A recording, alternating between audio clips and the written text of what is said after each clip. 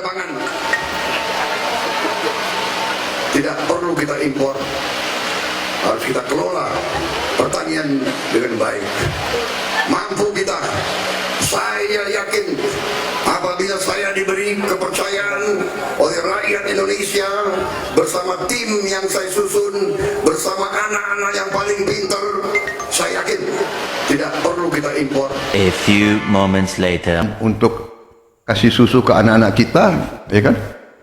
82 juta anak, berarti kita minimal perlu sapi perah ya minimal mungkin 2,5 juta. Jadi kita mungkin harus impor 1 juta atau 1,5 juta sapi.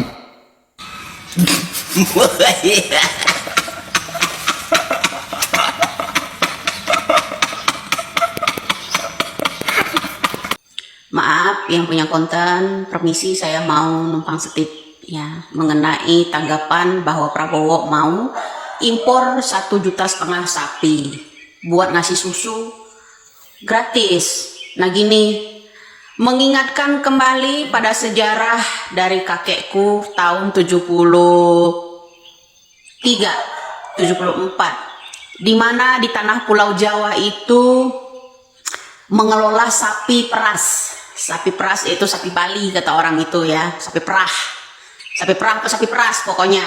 Itu sampai menggusur tanah-tanah rakyat ya, saudara-saudara kita yang ada di Pulau Jawa, yang ada di tanah Jawa, digusur dan dipindahkan secara paksa ke transmigrasi. Transmigrasi itu ke siapa? Dan kemudian pada waktu itu cerita itu memberikan keterangan ke pemerintahan era penggusuran untuk ternak sapi itu bahwa daerah Jawa padat penduduknya, sehingga dipindahkanlah ke transmigrasi, ada yang di Sumatera, ada yang di lain-lain. Nah seperti itu. Jadi keterangan Prabowo mau impor sapi 1,5 juta sapi perah ini untuk mengasih gratisan susu buat anak bangsa ini hanya akal-akalan. Ya, sebenarnya ya Om Wowo itu mau nernak sapi buat siapa? Buat Bapak Jokowi kah? Atau buat diri sendiri kah? Memperbanyak aset kah? Seperti mertuanya yang dulu di tahun 73 sampai tahun 76 menggusur paksa yang namanya penduduk Jawa untuk memperluas kandang ternak sapi di desa-desa pada waktu itu ya. Makanya kalau ada yang komen ya ini orang sok tahu dan segalanya, minim sekali sejarah orang ini, apalagi tentang orang tuanya Prabowo, orang tuanya Ganjar ya, pada nggak tahu, bilang sok tahu ya.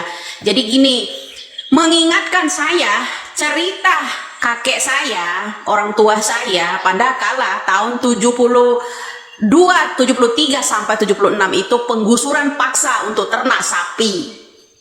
Kalau insting saya ini akan mengingatkan saya pembangunan era Orde Baru, bagaimana cara Orde Baru dulu ya menyiksa rakyatnya, menguntungkan keluarganya, untuk anak sulungnya loh ya, karena anak sulungnya dulu sebelum diangkat sama Soeharto yang namanya Tutut dulu menjadi Menteri Sosial ya, itu diberikan tempat pengelolaan ternak sapi perah, sapi impor. Nah seperti ini, saya khawatir sih ya, apakah kalian yang menonton saya ini sependapat? Komen ya.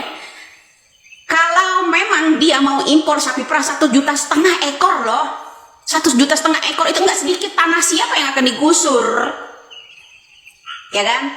Mengingatkan saya kembali ketika kakek saya menceritakan penggusuran yang namanya di daerah tanah Jawa ya, untuk anak sulung Soeharto yang bernama Tutut, yaitu rakyat yang di sana banyak dan gusur paksa buat ternak sapi perah seperti rencana Pak Prabowo.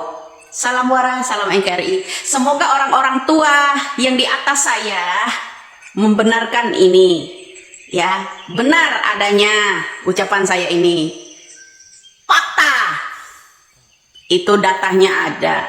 Oke ya, komen kalau yang nggak setuju, komen bagi yang sependapat. Masih ingatkah dengan kejadian-kejadian sapi perah pada era Soeharto untuk perusahaan anak sulungnya?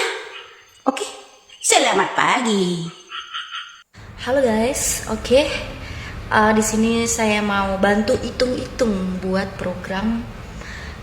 programnya Bapak Prabowo Gibran untuk makan siang gratis. Nah, baru saja video yang saya stitch, Pak Prabowo memiliki statement bahwa beliau membutuhkan sekitar 1,5 juta sapi untuk kebutuhan minum susu gratis untuk seluruh anak sekolah di Indonesia. Oke, kita hitung-hitung biayanya berapa. Oke guys, untuk harga sapi perah itu di kisaran harga 40 juta rupiah hingga 60 juta rupiah. Oke, kita hitung Bapak Prabowo membutuhkan 1,5 juta sapi. Kita hitung guys. Oke. Jadi 40 juta rupiah dikali 1,5 juta sapi, hasilnya 60 triliun. Oke, ini baru sapinya aja 60 triliun. Kita belum ngitung biaya ongkirnya, kita belum ngitung juga biaya perawatannya, kita juga belum menghitung biaya bikin kandang dan lahannya. Oke, itu menurut saya sih nggak worth it ya. Belum lagi kita hitung juga nih, kita hitung juga untuk makan siang gratisnya untuk anak-anak sekolah di seluruh Indonesia. Oke, berdasarkan data tahun 2023, anak-anak sekolah di Indonesia jumlahnya 53,14 juta anak. Nah, kita kalikan aja standarnya aja lah ya, makan siang 15.000 per anak per porsi. Oke, kita kalikan 53,14 juta kali 15.000 rupiah, hasilnya 797,1 miliar, dan itu harus digelontorkan per hari ya, hampir 1 triliun.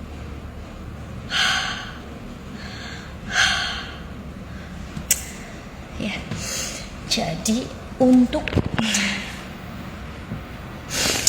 kebutuhan perut doang itu sangat mahal, dan saya yakin setahun aja program itu dijalankan, APBN bangkrut guys ya. Aduh, nggak worth it sih kalau menurut saya ya. Mending uang ribuan triliun itu ya, ribuan triliun itu mending untuk, menurut saya ya, lebih bermanfaat gitu untuk naikin gaji karyawan ya, untuk membuka lapangan kerja buat bapak-bapaknya si anak-anak, buat emak-emaknya si anak-anak ya, perempuan pejuang rupiah ya, itu perlu dipentingkan gitu, diutamakan gitu ya. Mending gajinya yang digedein deh gitu loh ya, daripada buat program-program yang gak worth it kayak gini gitu. Aduh. Dan ini juga saya ngambil sapi yang paling murah, harga paling murah 40 juta rupiah ya. Belum kalau misalnya harga sapinya itu variatif lah, ada yang 50 juta, 60 juta, bisa lagi lebih mahal gitu kan. Aduh sayang duitnya lah, itu dari mana ini bahwa lah sama Mas Blimbing Sulfat itu. Aduh, programnya sangat luar biasa. Yap, itulah tohokan-tohokan maut dari Nyai Widya dan juga Mbak Puspa. Saya kira Prabowo yang betul-betul dirujak habis oleh mereka, oleh Serikandi kita, karena program-program konyolnya saya kira memang betul-betul tidak masuk di akal, dan saya sepakat dengan apa yang dibicarakan oleh Nyai Widya bahwa program yang dimaksud oleh Prabowo ini dengan cara mengimpor sapi-sapi perah yang berjumlah 1.500.000, saya kira sangat tidak masuk di akal. Dan sapi-sapi perah tersebut mau ditampung di mana? Nah, apa yang dilakukan oleh serikandi-serikandi kita ini kita wajib untuk mensupport bagaimana agar bisa menyuarakan sebuah kebenaran demi negara kita yang tercinta. Meskipun dengan cara yang keras sekalipun, kita harus support. Jangan pernah mendiamkan kesoliman-kesoliman yang terjadi di negeri ini, karena kalau orang yang benar berdiam diri atas kesoliman itu, maka hancurlah negara ini.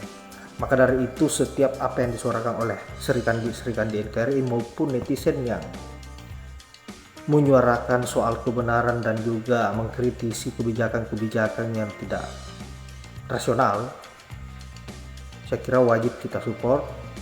Dan semua itu dilakukan tidak lain adalah bagaimana agar menyelamatkan bangsa dan negara ini dari orang-orang yang memang betul-betul hanya berpikir persoalan dirinya, hanya berpikir persoalan asetnya, berpikir persoalan bagaimana agar dia bisa memperkaya dirinya, berpikir persoalan kekuasaan yang hanya berputar dalam lingkaran keluarganya. Ini yang sangat berbahaya dan wajib untuk kita lawan, baik dengan cara yang unik dan lucu maupun yang keras. Saya kira hanya itu, dan terima kasih buat Nyai Widya dan Mbak Puspa. Tetaplah semangat untuk menyuarakan apa yang menjadi harapan rakyat. Dan juga untuk sahabat-sahabat yang menonton, terima kasih sudah menyempatkan diri. Semoga sehat selalu dan dimudahkan rezekinya. Saya akhiri dengan ucapan wallahul muwaffiq ila aqwamit thoriq. Assalamualaikum warahmatullahi wabarakatuh.